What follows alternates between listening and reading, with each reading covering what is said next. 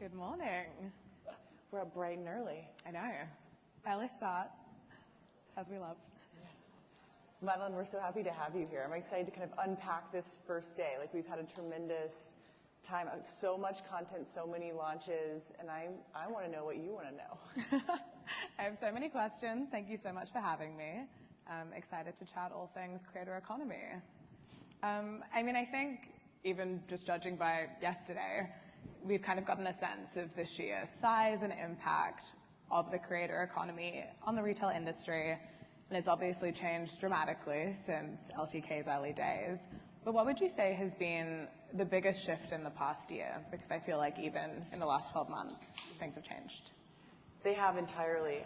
I think about the chapters of where we have built our communities, and I think that the theme around community has been one of the largest here at LTKCon, and it's something that everyone came in the room with thinking about as well.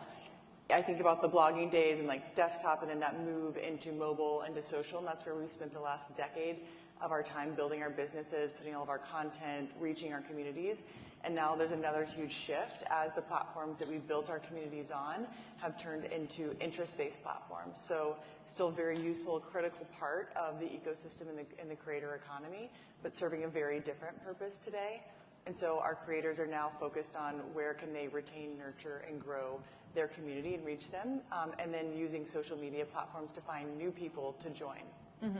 Yeah, I want to talk some more about kind of what this shift means for creators and community, because again, as you've said, over the course of the conference, like, you've really gotten a sense of the importance of community for both creators and their audiences.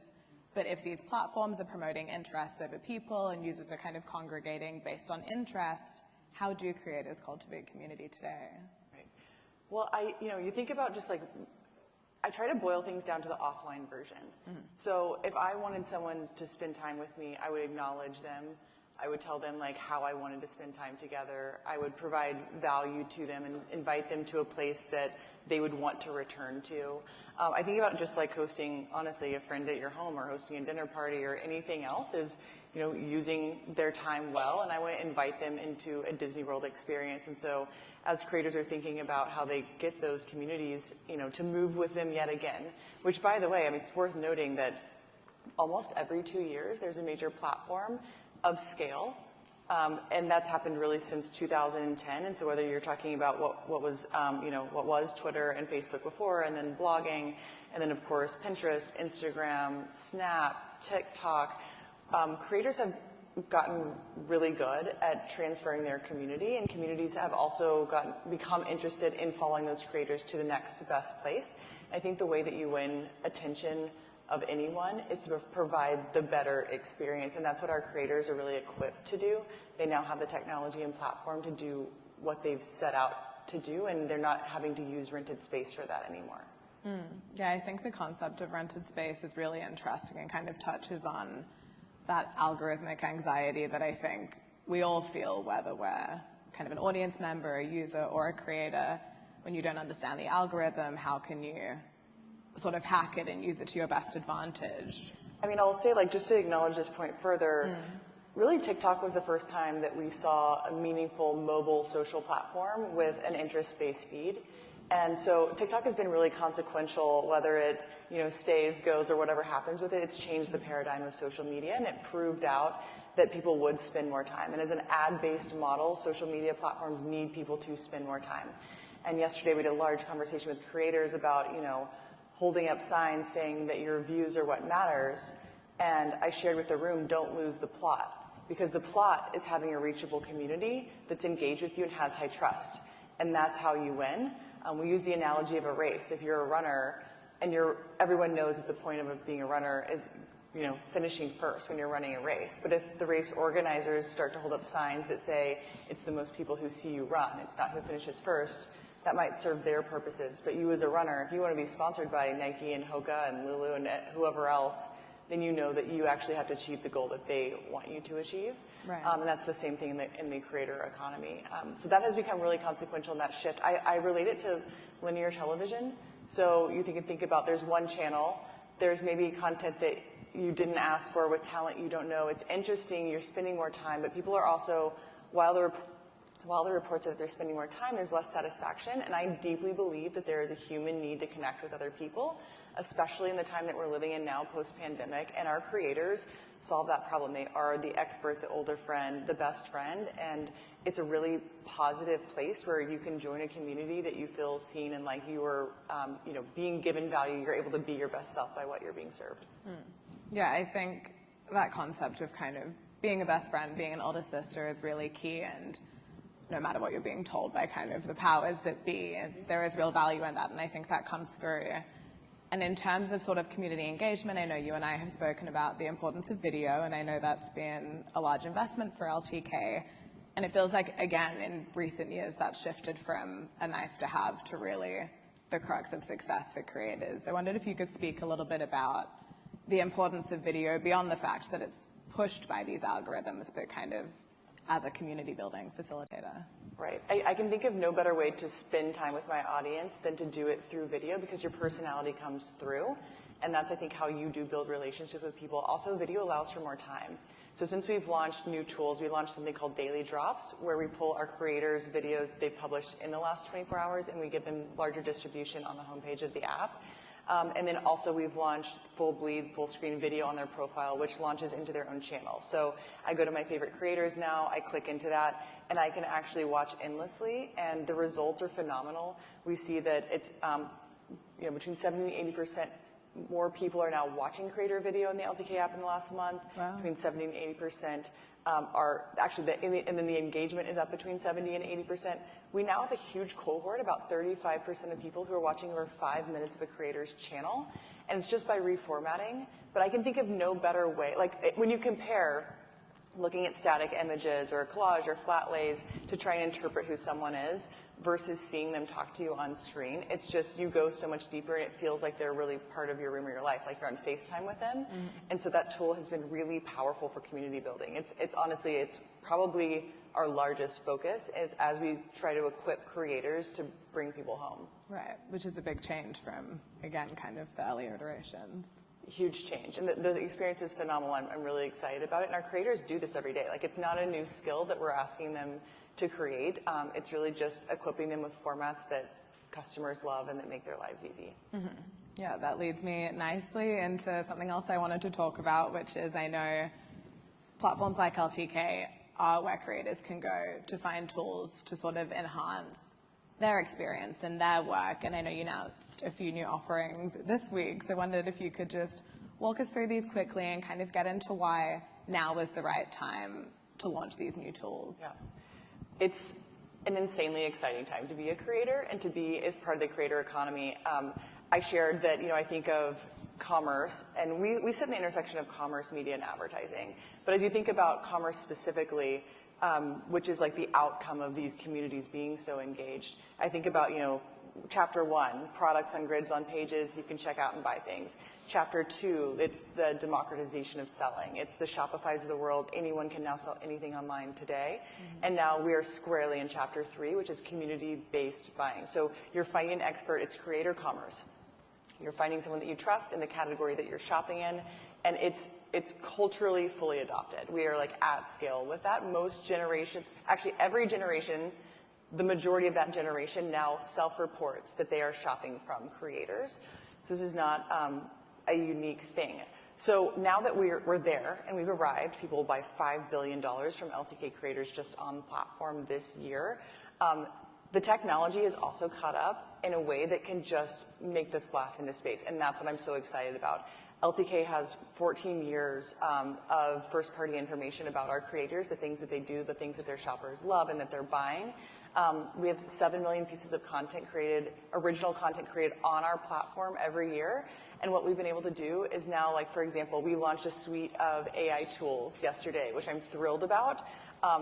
When we think about what our creators need right now, the community piece, but how do they spend more time with community? It's by spending less time creating content. And so our Copilot tool is incredible. It's now auto-tagging products for creators. We've been able to train on their images and say, oh, Amber, it looks like you're wearing this outfit today. I'm like, thank you, yes, please. And I'm actually able to caption in 5 seconds using my voice record, and then it's off. It's shipped.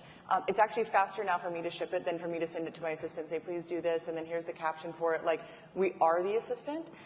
We also released what I'm calling pay transparency. So there are 8,000 retailers on the LTK platform. There's a lot of overlap in the products that they sell. So we are serving up immediately for our creators now when someone sells the same product across multiple retailers, giving them all the information about those options, like what are they paying, coming soon, what are their payment terms, do they have app-to-app tracking? Basically, what's the quality of this partner that you're choosing? And those sorts of things run businesses ahead. It also gives new brands new opportunities. I love a meritocracy. I'm big on that, and all the tools that we're equipping with do that. I'm going to give you one more thing, and then I'll breathe. Is our Match AI tool, which is I'm so excited, guys. Okay, so the Match AI tool, basically what we're looking at is all of this body of information that we uniquely have that's proprietary to LTK, and then when brands come in, they're giving us their goals, and we're actually spitting out for them, hey, here's who you need to work with, based on all of these, millions of data points. And what's so cool is about 60% of the creators that we serve to them to fill their campaigns are creators they have never worked with before. And I love that because we're removing the subjectivity, we're removing the latency of campaigns. Last year, we actually were able to triple the number of campaigns that we're doing. We're doing 44,000 campaigns a year. It's insane, the volume. And so the tech stack that we have, our team has done a phenomenal job. We've grown from 300 to 800, and we're creating AI that moves industry, not just that's fun to play with. Mm-hmm. I think that's really key because obviously AI is a hot topic at the moment. How long have you been working on these AI tools? Because I think it's something that, again, over the past year, we've all been talking about so much and focusing on so much, but I imagine they've been in the works for far longer. Yeah, organizing the data is a big deal. And so I think that foundationally, it took a minute to get there. Of course, hiring the right team and talent to be able to bring this to life. We, of course, went to market and surveyed the talent that was around and the companies that were doing things in this space. Last year, everyone was talking about AI, but I would say there was a lot of whimsical examples of how it might be used. But I think what we found was that we intimately understand what can solve people's problems, and so we decided to build in-house. And I mean, we've been full tilt, all in. This has been our vision. We announced this vision last year at LTKCon, and this year we said, here it all is, and it was like Star Wars scrolling the page of all of the things that we launched inside of our AI enhanced and Copilot tools.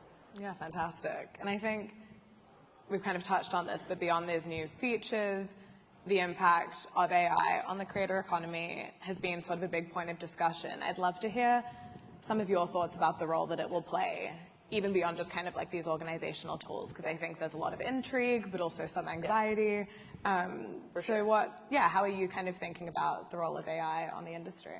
At LTK, our focus is how do we make our customers more efficient and optimize their business? And so it will always be tooled for the better outcome of our clients' businesses.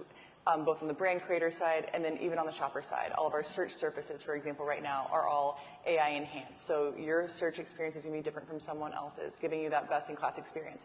Outside of LTK, the world's not so rosy. They're not so pro-creator.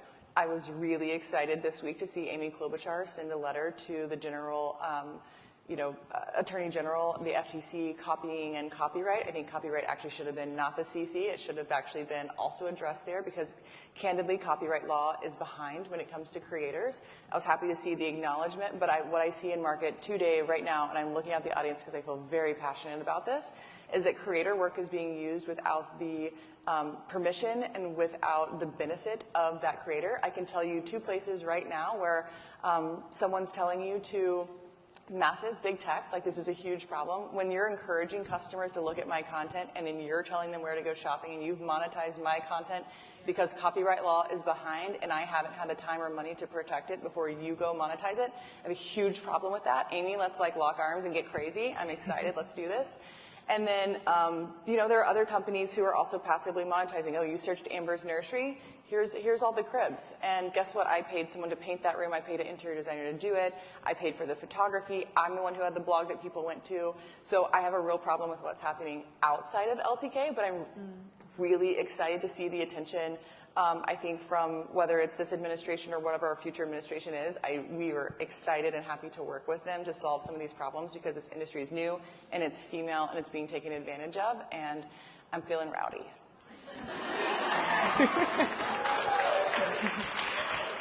Clearly that resonates. No, I think it is a big point of contention, and it is sort of such an issue in a nascent industry, well, relatively nascent. And beyond regulation, which I'm excited to hear is going to be a big focus for the next year, what are some more of your sort of predictions, expectations for the creator economy in the year ahead? Well, we work with Northwestern to do a lot of our study work, and our brands are actually reporting that 94% of them are expecting to spend more in the coming year on creator marketing. I think you're seeing the rotation of spend from whether it's out of home, linear television, other digital, into creator. The reason that happens is because they have communities that trust them, and they are seen as the expert, the source, the older friend, the best sister. And the best sister, not the only sister, the nicer, cooler sister. And they, there's a high trust environment there, and so that's why it's more effective and impactful than the other things that you can do as a brand on your own. And so accessing a creator as the authority amongst their group just gets you to the end goal faster. It increases, not only brand awareness, it puts you in the consideration set. And what's fantastic is our creators are tech-enabled power partners. They're not social only. And so, for example, if I tell you about a pair of boots, example I love to use because I have a whole collection of boots. You've got great boots on now.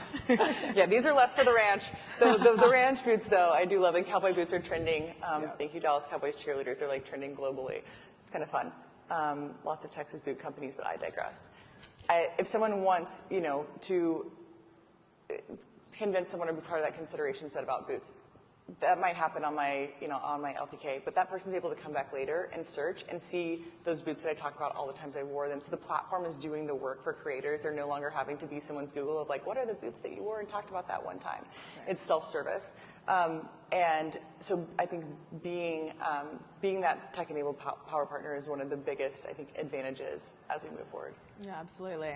And I know we're short on time, but lastly, how can brands and creators be future-proofing and preparing as spend dramatically increases on the brand side? Yes, and I realize I didn't totally finish your question about just sort of predictions.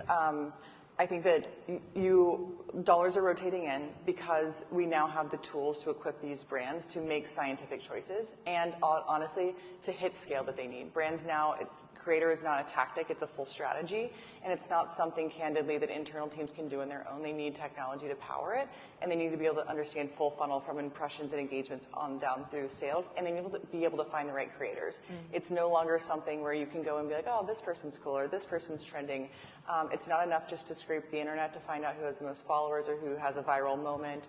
You need better tools and equipping, and those tools have arrived, and that's why I believe that creators are winning more dollars. And them having that platform in the community and retaining that and growing that is what also allows them to continue to win those dollars. I think you're also going to see a divergence. This is a definite moment in time for our industry where there are social-only creators and there are tech-enabled creators.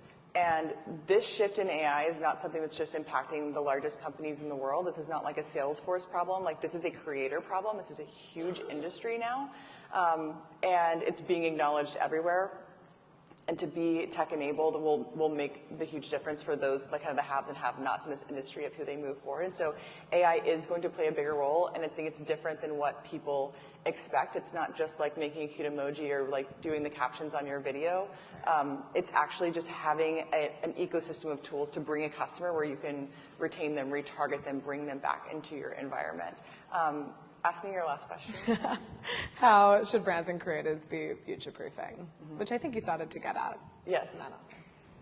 Yeah, it all, I believe, comes down to technology and leaning in. Candidly, like we're a decade in, but we're still a new industry. I think all the people in this room understand the importance of being together, understanding what the technology is, sharing information. Like, this conference is, we're 12 years in.